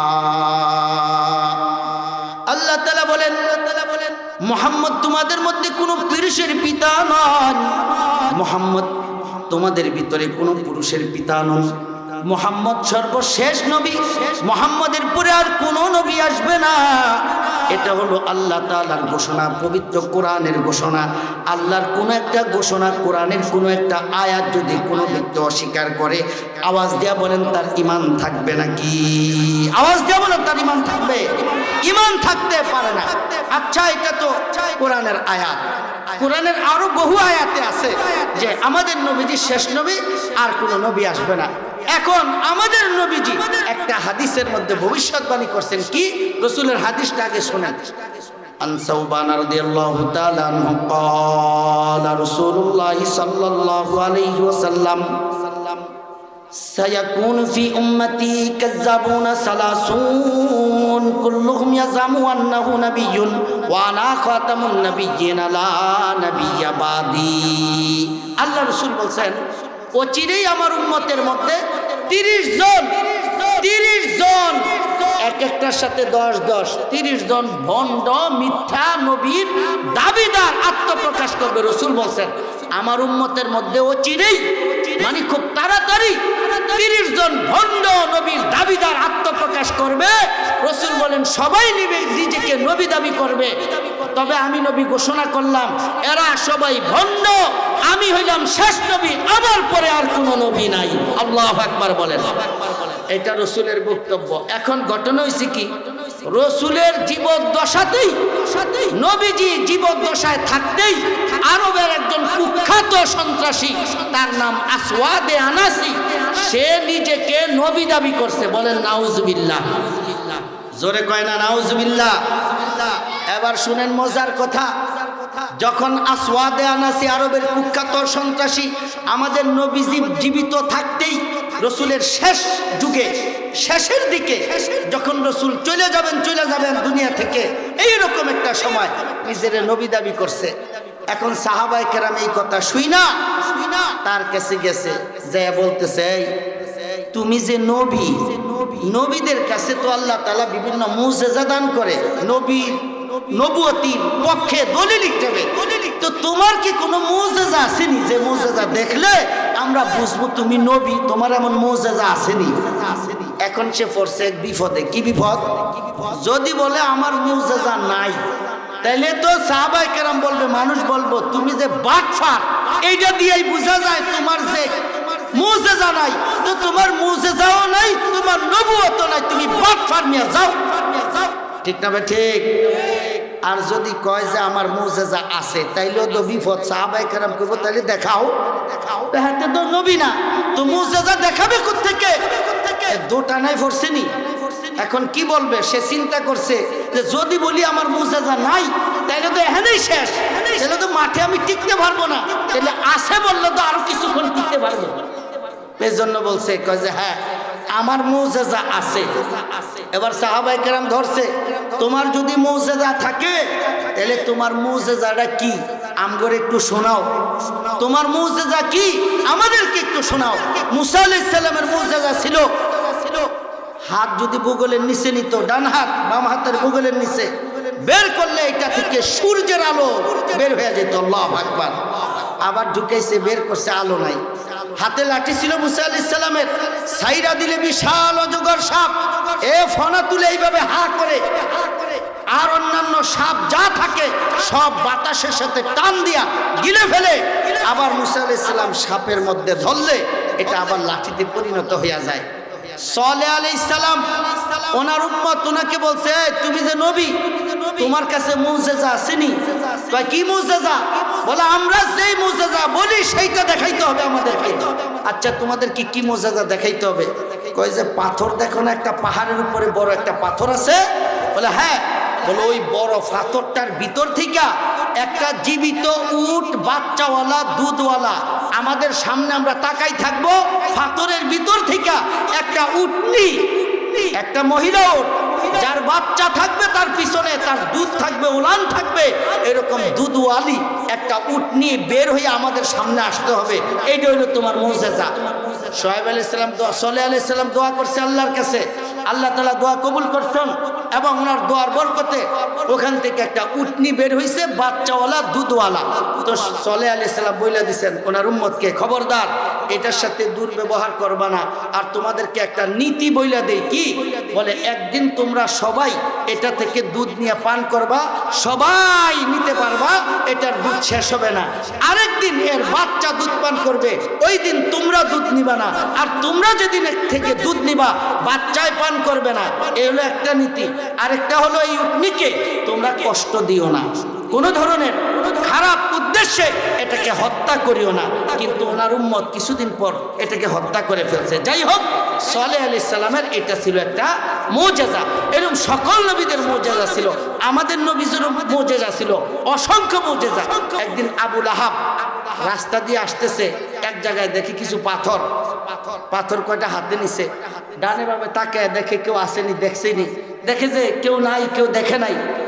আচ্ছা মোহাম্মদ তো নবী দাবি করে, এই পাথরগুলি হাতে নিয়ে মোহাম্মদের কাছে যাই, দেখি মোহাম্মদ তো আর দেখে নাই এখানে কি, আর মোহাম্মদের কোনো সাথী সঙ্গীও দেখে নাই যে যাইয়া বইলা দিবে। সুতরাং আমি যে জিজ্ঞেস করবো আমার হাতে কি আছে, বলতে পারলে আমি মোহাম্মদকে নবী মনে করবো। এই মনে কইরা কিছু পাথর হাতে নিয়ে আল্লাহ রসুলের সামনে আসছে। আয়েশা বলে, মোহাম্মদ তুমি না নবী? কয় হা নবী। তোমার নাম মুজেজা আছে? কয় হা, আল্লাহর হুকুমে মুজেজা দেখাই, যদি আল্লাহর ইচ্ছা হয়। ঠিক না বে ঠিক? আবু লাহাব কয় তাহলে আমার হাতের ভিতর কি আছে?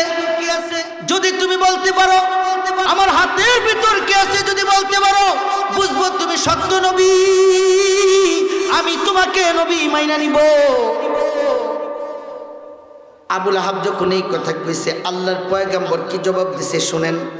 রসুল বলেন, তোমার হাতে চাচা যা আছে এরা কি কথাবার্তা বলতে পারে? কয় যে না, আমার হাতে এমন জিনিস আছে যারা কথাবার্তা বলতে পারে না। এবার আল্লাহ রসুল বলেন, তাইলে আমি না বইলে আমি তো কথা বলতেই পারি, আমার তো মুখ আছে, কথা বলতে পারি, তাইলে কি আপনি বিশ্বাস করবেন আমি নবী?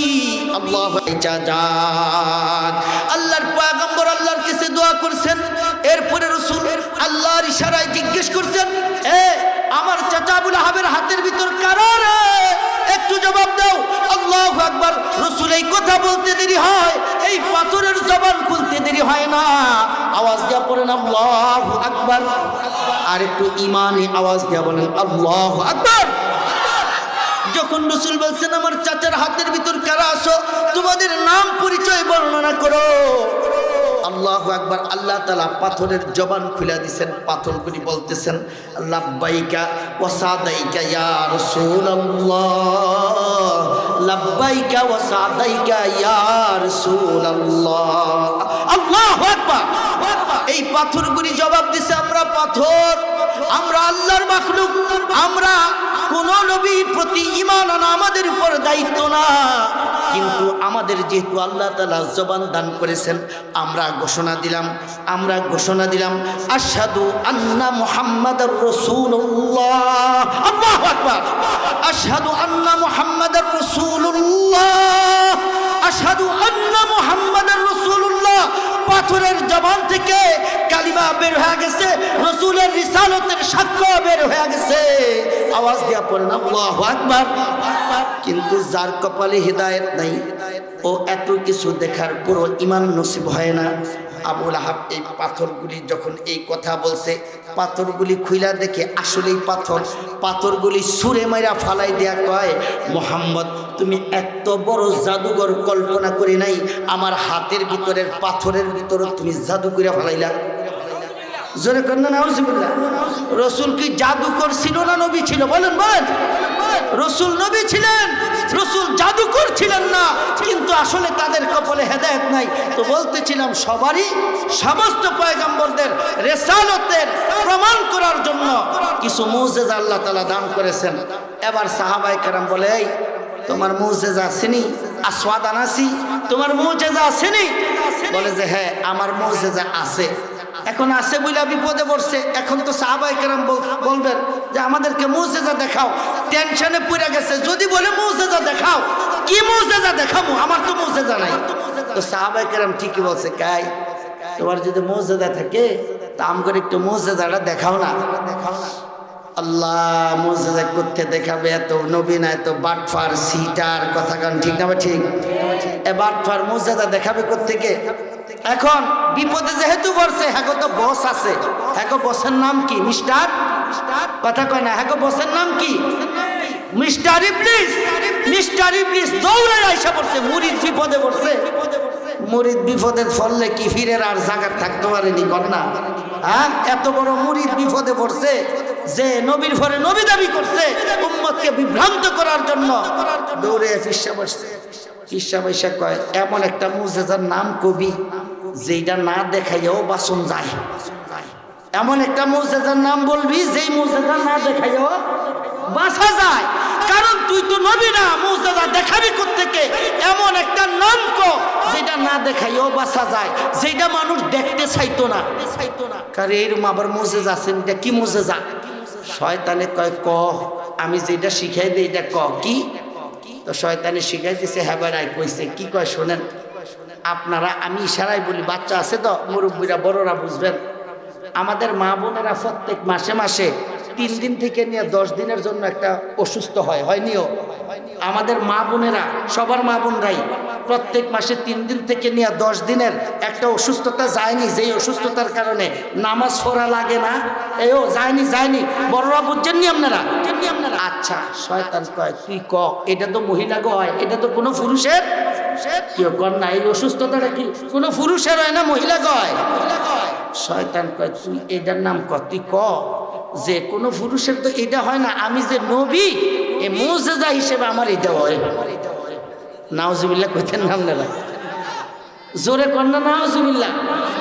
কয় তুই ক এ মুজিজা হিসেবে, এটা তো তোমাদের নারীদের হয়, পুরুষের হয় না। ওই অসুস্থতাটা প্রত্যেক মাসে 10 দিন করে আমারও হয়। নাউজুবিল্লাহ কইতেন না? ফেরেশতা সাহাবায়ে কেরাম একসাথে সব হাইসা দিয়ে কি কয়, আল্লাহু আকবার। যেমন কুত্তা এমন, যেমন কুকুর এমন। জোরে কয় না, যেমন কুকুর এমন। সাহাবায়ে কেরাম কয় দূর হ আস্তাগফিরুল্লাহ শয়তান। আমগো মহিলাগো যখন এই অসুস্থতাটা হয়, আমগো মহিলারা নাপাক হইয়া যায়, আমরা হয়তো ধারে কাছেও যাই না। তোর যেহেতু এইটা হয়, তুইও নাপাক, তোর ধারে কাছেও থাকা যাবে না। তুই দূর হ, আমরাও দূর হই। আল্লাহু আকবার কর।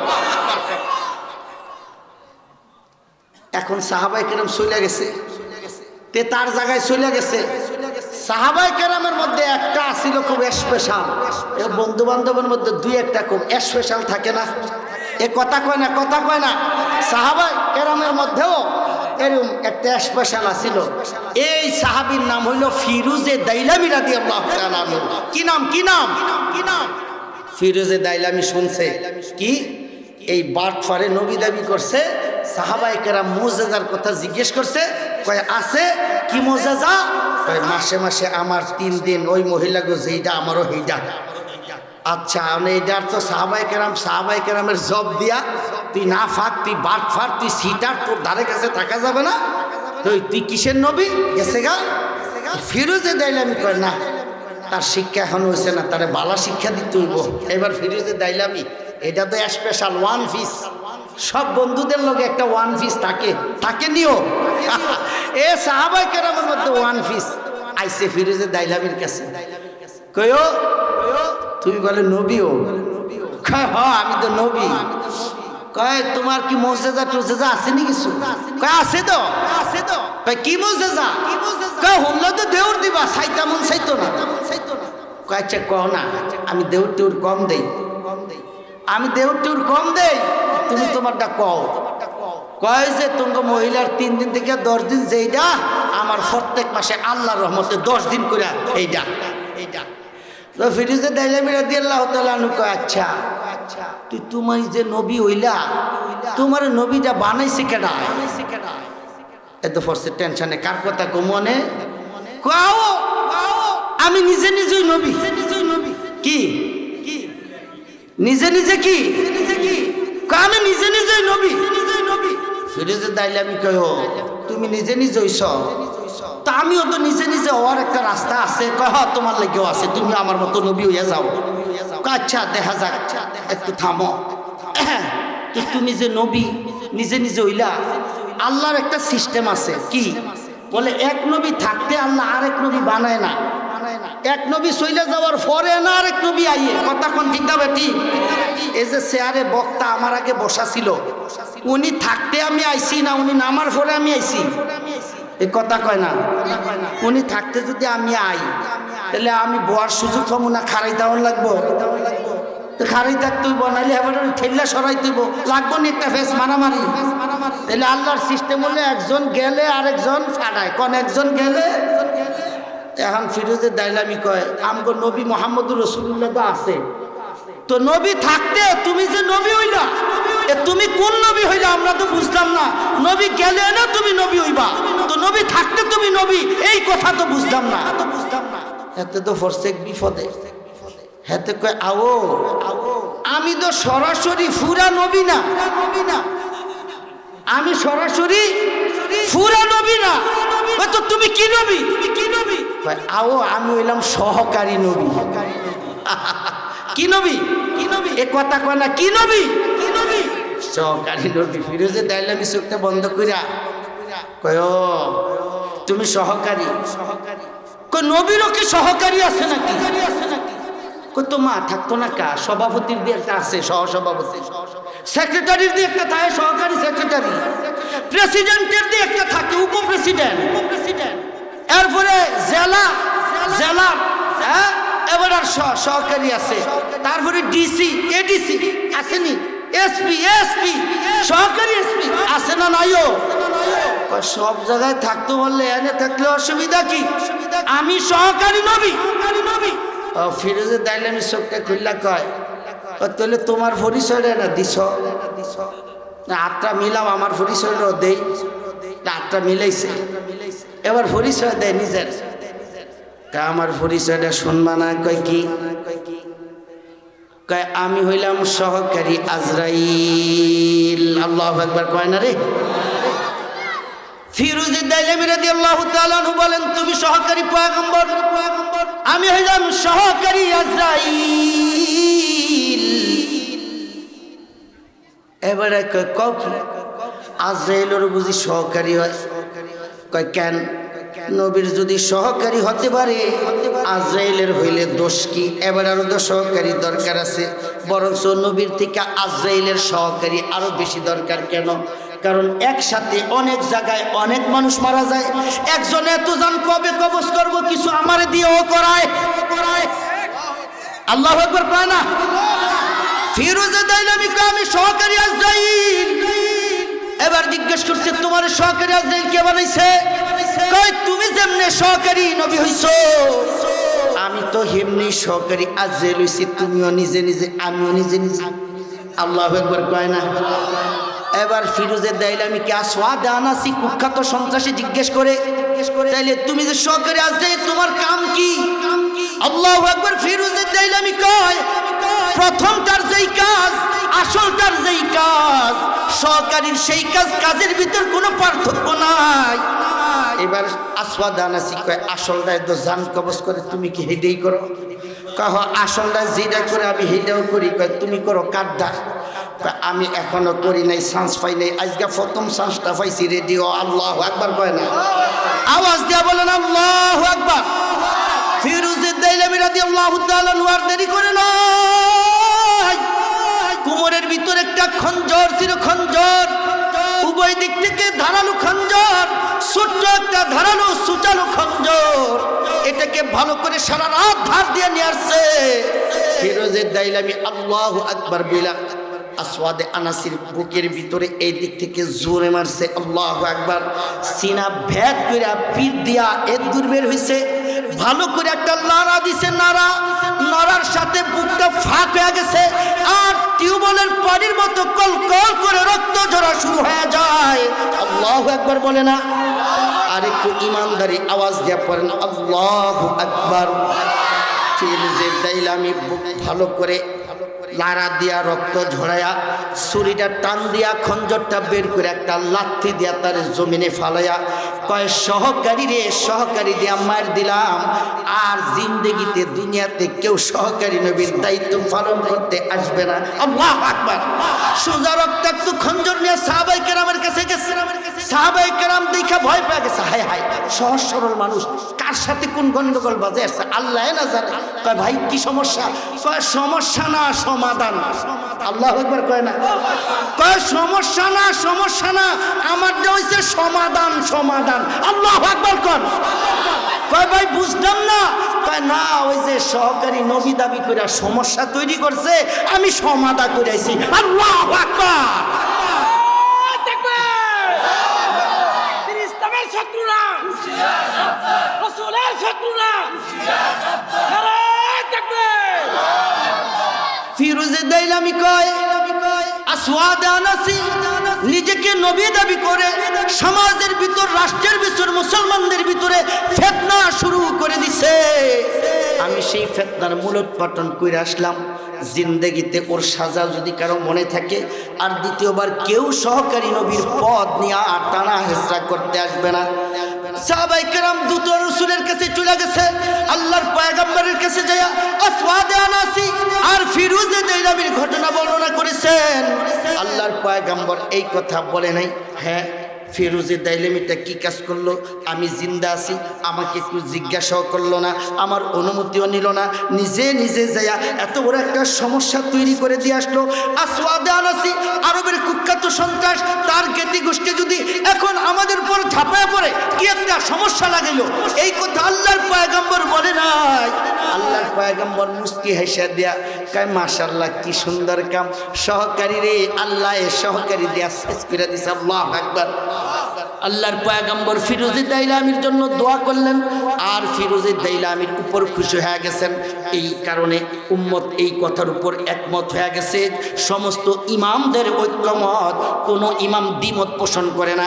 আল্লাহর পয়গম্বর যে শেষ নবী, রসুল যে শেষ নবী, আখিরি পয়গম্বর, খতমে নবুয়তের এই মসনদে তাজদারে খতমে নবুয়তের সিংহাসনে যে আরোহণ করতে চাইবে, যে ব্যক্তি আল্লাহ রসুলের এই মর্যাদার উপর আঘাত করবে, আল্লাহর জমিনে তার বাইচা থাকার কোনো অধিকার নাই। আওয়াজ দিয়া বলেন ঠিক না ঠিক? আর ইমানদারি আওয়াজ দিয়া বলেন ঠিক না ঠিক? অতএব কাদিয়ানি, সাদিয়ানি, যে কোনো কেউ হোক না কেন, যদি রসুলের অমর্যাদায় কোনো কথা বলে, রসুলের মর্যাদা নষ্ট হয়, এমন কথা যেই ব্যক্তি বলতে আসবে, আল্লাহর কসম আমাদের বাপ ভাই দেখবো না, আমাদের দল দেখবো না, মার্কার লোক হিসাবে আমরা বিবেচনা করব না। রসুলের দুশ্মন মানি আমাদের প্রত্যেকের জানের দুশ্মন, গোটা মুসলিম উম্মার দুশ্মন। অতএব যে কেউ নিজেকে নবী দাবি করবে, উম্মত তাকে ইহলীলা সাঙ্গ করে দিবে, উম্মত কোনো কিছুর পরোয়া করবে না। কথা বলেন ঠিক না বাঠে? জোরে বলেন ঠিক না বাঠে? একদিক দিয়ে উম্মে হাবিবা প্রমাণ করে দিছে যে আমরা নবীর বিস্তার মর্যাদা নষ্ট করেও বাবাকে মর্যাদা দিতে রাজি হই নাই। আরেক দিক দিয়ে ফিরোজে বাইরামি প্রমাণ করে দিছে রাসূলের মর্যাদায় যে আঘাত করবে আমরা সাহাবীরা তাকে বাইচা থাকতে দেই না। জোরে বলেন ঠিক না বেঠে? অতএব কাদিয়ানীদেরকেও আল্লাহর জমিনে বাইচা থাকার অধিকার নাই নাই নাই। ঠিক না ঠিক বলেন? কাফের কাফের সংসদে আইন চাই,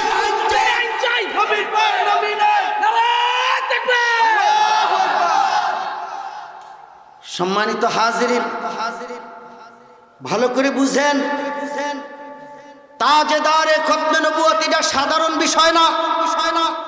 এই ব্যাপারে উম্মতের ঐক্যমত আছে যে নবীর পরে কোনো নবী নাই। কোনো কুলাঙ্গার যদি আমাদের নবীর পরে নবী দাবি করে আল্লাহর জমিনে তার বাঁচার অধিকার নাই, তাকে হত্যা করা গোটা বিশ্বের মুসলিম উম্মার উপর ওয়াজিব হয়ে যায়। সুতরাং কোন কুলাঙ্গার যাতে আমাদের নবীজির সম্মানের এই সিংহাসনে বসার দুঃসাহস দেখাইতে না পারে, উম্মতকে সজাগ থাকতে হবে, উম্মতকে পাহারাদারি করতে হবে। যদি প্রয়োজন হয় নিজের রক্ত আর জীবন কুরবানি করতে হবে। ঠিক তবে ঠিক বলেন? কে কে রাজি আছেন হাত তুলে দেখান। লিল্লাহি তাকবীর।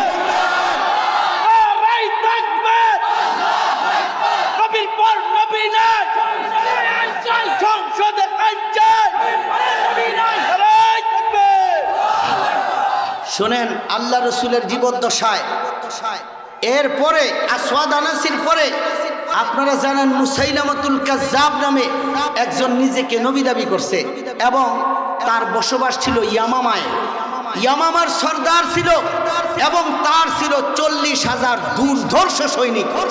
এই দুর্ধর্ষ সৈনিক এত দুর্ধর্ষ ছিল যে পৃথিবীর কেউ তাদের সাথে মোকাবেলা করার দুঃসাহস দেখাইতো না। যাই হোক এই মুসাইলামাতুল কাজ্জাব আল্লাহ রসুলের শেষ দিকে আইসা যখন রসুল দুনিয়া থেকে চইলা যাবেন একটা অবস্থা, রসুলের বিদায় একটা অবস্থা। রসুল 2 দিন অসুস্থ থাকেন, একদিন আবার একটু সুস্থ হন, আবার একটু অসুস্থ হয়ে যান, আবার একটু সুস্থ হন, এইভাবে চলতেছে। এমন সময় মুসাইলামাতুল কাজ্জাব সেও নিজেকে নবী দাবি করছে এবং সে নতুন করে আজানের প্রচলন করছে মুসলমানদেরকে ধোঁকা দেওয়ার জন্য। তার আজানের মধ্যে আশহাদু আন্না মুহাম্মাদুর রাসূলুল্লাহ এটাও রাখছে, আবার তার নামেও রাখছে তেও আল্লাহর রসুল। আচ্ছা, মুসলমানদেরকে ধোঁকা দেওয়ার জন্য এই ইয়ামামার পাশে ছিল বনু হানিফ গোত্র, এরা ছিল সহজ সরল মানুষ। ধোঁকা দিয়া এদেরকেও বুঝাইছে যে আমি পুরা নবী না, আমি হইলাম ছায়া নবী, জিল্লি নবী। অর্থাৎ ওই নবী একা পুরা দুনিয়ায় কাজ করতে পারে না, এই অংশের লাইগা নবীর পক্ষ থেকে আমি নবী মনোনীত হয়েছি। এইরকম একটা বাটফারি সে তার এলাকায় করছে। আল্লাহ রসুলের কাছে খবর আসছে, রসুল তো আখেরাতের সফরে ব্যস্ত ছিলেন, চলে যাবেন অবস্থা অসুস্থ। তো আল্লাহ রসুলের মনে খুব কষ্ট পাইছেন এবং রসুল শুধু এতটুকু বলছেন যে সে মিথ্যাবাদী, সে কাজ্জাব, সে নবী না, আমার পরে কোনো নবী নাই এবং আমার উম্মতের পরে আর কোনো উম্মত নাই। আল্লাহু আকবার। এর 2-1 দিনের মধ্যে আল্লাহ রসুলের ইন্তেকাল হয়ে গেছে। রসুলের ইন্তেকালের পরে হযরত আবু বকর সিদ্দিক রাদিয়াল্লাহু তাআলা আনহু তিনি খলিফা হয়েছেন, খলিফাতুল মুসলিমিন, ইসলামের প্রথম খলিফা। এই আবু বকর সিদ্দিক যখন খলিফা হয়েছেন তখন মুসলমানদের অবস্থা খুব ভয়াবহ ছিল। কি কারণে বুঝছেন বিষয়টা? কিছু মুসলমান আছে নতুন মুসলমান, এরা মুসলমান হয়েছে কেন জানেন? ওই যে আল্লাহ রসুলের যুগে সাহাবায়ে কেরাম যেই দিকে যায় শুধু বিজয়, যেই দিকে যায় শুধু বিজয়, গনিমত মাল। সাহাবায়ে কেরাম আস্তে আস্তে বড় লোক হইতেছে যুদ্ধের গনিমত পাইয়া। এই মুসলমানদের শৌর্য, বীর্য, বাহাদুরি, মুসলমানদের উত্থান দেখে কিছু মানুষ ইসলাম না বুঝা শুধু মুসলমানদের বীরত্ব দেখে মুসলমান হয়ে গেছে। যখন আল্লাহ রসুলের ইন্তেকাল হয়ে গেছে এরা তো ইসলাম বুঝা আসে নাই, যার কারণে রসুলের ইন্তেকালের পরে তারা মনে করছে মুসলমানদের নবী যেহেতু শেষ হয়ে গেছে আর কি এখন বিজয় হবে, আমরা আগের ধর্মে ফিরে যাই। কিছু নতুন মুসলমান আবার মুরতাদ হওয়া শুরু হয়ে গেছে। এটা মুসলমানদের জন্য একটা দুঃসংবাদ। আরেকটা হলো রসুলের ইন্তেকালের খবর পাইয়া রোম সম্রাট হেরাক্লিয়াস 1,00,000 সৈনিক নিয়ে মদিনায় আক্রমণ করার জন্য প্রস্তুতি নিতেছে। যে নবী যেহেতু মারা গেছে, মুসলমানরা এখন ছত্রভঙ্গ, মুসলমানদের মনোবল এখন ঠিক নাই। এই মুহূর্তে মুসলমানরা শোকাহত আছে, মুসলমানরা শোকে বিহ্বল হয়ে আছে, পেরেশান আছে। হঠাৎ করে যদি আমরা আক্রমণ করি আমাদের বিজয় হয়ে যাবে, এরকম একটা প্রস্তুতি নিতেছে। এমন টাইমে আবু বকর সিদ্দিক রাদিয়াল্লাহু তাআলা আনহু কি ঘোষণা দিছে শোনেন। আবু বকর সিদ্দিক ঘোষণা দিছেন, যারা নতুন মুসলমান মুরতাদ হইয়া যাইতেছে এদের ব্যাপারে আমি কোনো পরোয়া করি না, এবং আমাদের মদিনা বাহির থেকে কেউ আক্রমণ করবে এইটাও আমরা পরোয়া করি না। আমার সর্বপ্রথম কাজ হলো আল্লাহ রসুলের জীবদ্দশায়, রসুলের ইন্তেকালের মুহূর্তে এই যে মুসাইলামাতুল কাজ্জাব নিজেকে নবী দাবি করে আল্লাহ রসুলের দিলের ভিতর কষ্ট দিছে, আমার প্রথম কাজ হলো সেই মুসাইলামার বিরুদ্ধে যুদ্ধের বাহিনী পাঠাইয়া তাকে আল্লাহর জমিন থেকে ধ্বংস করে রসুলকে খুশি করার ব্যবস্থা করা। আল্লাহু আকবার বলেন। অনেক সাহাবী সেইটা বুঝাইছে। এই মুহূর্তে অনেক মুসলমান মুরতাদ হয়ে যাইতেছে, আবার বাহির থেকে মদিনায় আক্রমণ করার সম্ভাবনা আছে। আপনি যদি মদিনা থেকে পুরুষ মুজাহিদদের কাফেলা মদিনা থেকে বাইর করে বাহিরে নিয়ে যান তো মদিনা তো আরো খালি হয়ে যাবে, দুশমনরা আরো সুযোগ পাবে, মদিনা হাতছাড়া হয়ে যাবে। আবু বকর সিদ্দিক ঘোষণা দিয়েছেন, রসুল মদিনার জমিনে শায়িত আছেন, এই অবস্থায়ও যদি আল্লাহ দুশমনদেরকে এখানে আসতে দেয়, আল্লাহ যদি আল্লাহর দুস্তের এলাকা হেফাজত না করে, আমার হেফাজত করার দরকার নাই। আমার প্রথম কাজ, আমার নবীর পরে নবী নাই, যে নবী দাবি করছে আল্লাহর জমিনে তার বাঁচার অধিকার নাই, আমি তার বিরুদ্ধে যুদ্ধ করে তাকে আল্লাহর জমিন থেকে বিদায় করবো। আল্লাহু আকবার বলেন। আওয়াজ দিয়ে বলেন আল্লাহু আকবার। সমস্ত সাহাবায়ে কেরাম এইটার উপর একমত হয়ে গেছে যে আগে রসুলের মর্যাদা রক্ষা করতে হবে, পরে মদিনা রক্ষা করা। ঠিক না? ঠিক। মদিনার দাম বেশি না নবীর দাম বেশি? মদিনার দাম না বাড়ছে কি নবীর কারণে না নবীর ছাড়া? বলেন, মদিনার দাম বাড়ছে কার কারণে? তো নবীর মর্যাদা বড় না মদিনার মর্যাদা, কোনটা বড়? তাহলে নবীর মর্যাদা যদি বড় হয়, আবু বকর সিদ্দিক বলছেন নিয়ে যাক দুশমনরা মদিনা, আমি পরোয়া করি না। মদিনাওয়ালা থাকতে যদি মদিনাওয়ালার মালিক মদিনাকে দুশমনদের হাতে উঠায় দেয় আমার কিছু যায় আসে না। আমার নবীর ইজ্জতের আসনে যে আঘাত করেছে আমি সিদ্দিক আকবর তাকে আল্লাহর জমিনে বাঁচতে দিব না, বাঁচতে দিব না, বাঁচতে দিব না। আল্লাহু আকবার বলেন। আওয়াজ দিয়ে পড়েন আল্লাহু আকবার। আরেকটি ইমানদারি আওয়াজ দিয়ে আল্লাহু আকবার। কথাবার্তা পরিষ্কার। রসুলের মর্যাদার সিংহাসন হেফাজত করতে হবে। শুধু রসুলকে মহব্বত করলেই চলবে না, রসুলের ইজ্জতের উপর কেউ যদি আঘাত করে আমরা কে সুন্নি ওয়াহাবি এই দ্বন্দ্ব করে আর লাভ নাই। এই দিক দিয়ে দুশমনরা ইসলাম মিটাই দেওয়ার জন্য, দিন মিটাই দেওয়ার জন্য দুশমনরা ষড়যন্ত্র করে অগ্রসর হইতেছে। এদিক দিয়ে বার্মার মুসলমানদেরকে শেষ, ওই দিক দিয়ে ফিলিস্তিনের মুসলমানদেরকে শেষ, এদিক দিয়ে কাশ্মীরের মুসলমান শেষ করে দিতেছে। কখন জানি বাংলাদেশের তিন দিক দিয়ে এই হিন্দুত্ববাদীরা আছে, দেশের ভিতরে উগ্র হিন্দুরা আছে, আবার মুসলমানদের মধ্যে একটা দল হিন্দুদেরকে সাহায্য করে, হিন্দুদেরকে উৎসাহ দেয়, তাদের দলে যোগ দিছে। জোরে বলে না সেনা নাই? জোরে বলে না সেনা নাই? আমাদের একদিকে বঙ্গোপসাগর আর তিন দিক থেকে কাফের, ভিতরেও দুশমন আছে। সুতরাং আমরা আরো কঠিন অবস্থায় আছি, যে কোনো মুহূর্তে আমাদেরকে শেষ করে দিতে পারে। অতএব দ্বন্দ্ব করে লাভ নাই, আর খাড়াইয়া বইয়া এগুলি নিয়া এর আর দ্বন্দ্ব করার দরকার নাই। সবচেয়ে বড় কথা হলো আমরা নবীর পক্ষে। কথা বল ঠিক হবে? ঠিক। আমাদের নবীজি আমাদের কলিজা। কথা বল ঠিক হবে? ঠিক। আমাদের নবীজি আমাদের জীবন। কথা বল ঠিক হবে? ঠিক। আমাদের নবীজি আমাদের সম্মান। কথা বল ঠিক হবে? ঠিক। যদি আমাদের নবীজির ইজ্জতে কেউ আঘাত করে, আমরা কে কোথার, আমরা কে কোন দল, আমরা কে কোন ফিরের মুরিদ, আল্লাহর কসম হিসাব রাখার টাইম নাই। আমরা ঐক্যবদ্ধ হয়ে যাব। রসুলের ইজ্জতে যে আঘাত করবে তার জীব টেনে ছিঁড়ে ফেলতে রাজি আছে আমরা। ঠিক হবে? ঠিক। জোরে বলেন ঠিক হবে? ঠিক। যদি রসুল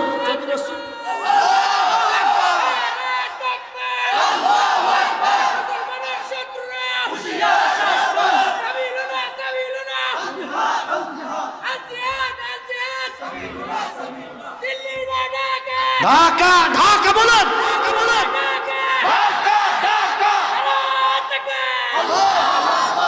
কথাবার্তা পরিষ্কার, কথাবার্তা পরিষ্কার। নবীর ইজ্জতের ব্যাপারে ইমানদাররা কারোর সাথে আপোষ করতে রাজি না। এই রাসূলের ইজ্জতের ব্যাপারে ইমানদাররা কাউকে পরোয়া করতে রাজি না।